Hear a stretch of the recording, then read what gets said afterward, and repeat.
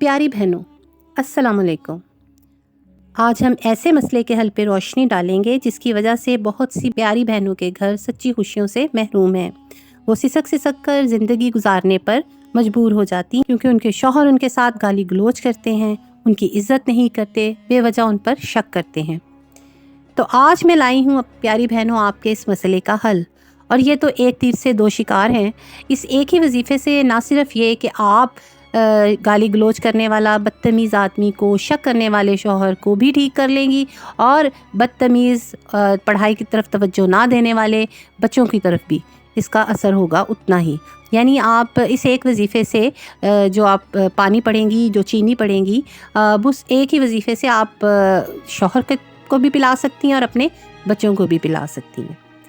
तो चलें अब आते हैं वजीफ़े की तरफ। लेकिन उससे पहले मैं एक बात आपको बताना चाहती हूँ, वो ये है कि जब भी कोई भी वजीफ़ा करें, कोई भी ज़िक्र करें, तो उसको कामिल यकीन के साथ करें। आपको पता हो कि आप अल्लाह पाक से एक दुआ कर रही हैं, एक इल्तिजा कर रही हैं, तो चनाचे जब भी आप पढ़ें पूरी तवज्जो के साथ अपने मसले को जहन में रखते हुए पढ़ें। जब आप ये पढ़ेंगी आयत तो आप अपने जहन में अपने मसले को बिल्कुल वाज़ेह तौर पे रखेंगी ताकि आपका वो मसला जल्द हल हो जाए। तो कुरान पाक की आयत है, या अय्युहल्लज़ीना आमनुत्तकुल्लाह वकूनू मअस-सादिकीन। मैं इसका ये है, ए ईमान वालो, अल्लाह से डरो और सच्चे लोगों के साथ बैठा करो। तो इस आयत को करना ये है कि आपने अव्वल आखिर दुरूद शरीफ पढ़ के 3, 5 या 7 दफ़ा 70 बार इस आयत को पढ़ना है। कितनी बार पढ़ना है? 70 बार इस आयत को पढ़ना है। और फिर अपने पास चीनी और पानी रखें, चीनी और पानी दोनों पर दम कर लें।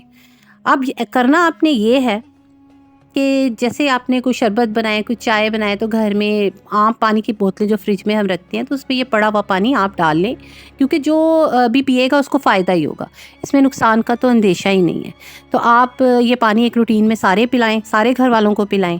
इस वजीफ़े का दूसरा हिस्सा जो है वो ये है कि आपने जब भी कोई नमाज़ अदा करें जिसमें आपके पास कुछ वक्त हो ज़्यादा, क्योंकि ख़वातीन को घर के बहुत से काम भी होते हैं, तो जब आप नमाज में फ़जर या असर के वक्त आपके पास वक्त हो, तो आपने 100 दफ़ा सूरह इखलास का मतलब पढ़ना है। 100 दफ़ा सूरह इखलास पढ़नी है, अव्वल आखिर दुरूद शरीफ पढ़ना है और बिस्मिल्लाह के साथ सूरह इखलास पढ़नी है।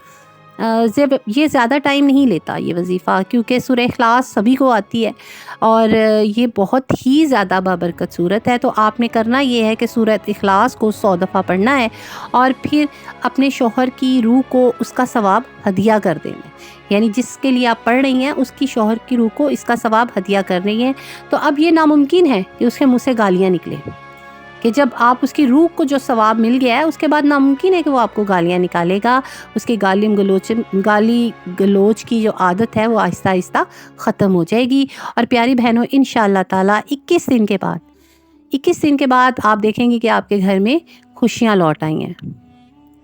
मुझे इजाज़त दीजिए। अल्लाह हाफ़िज़।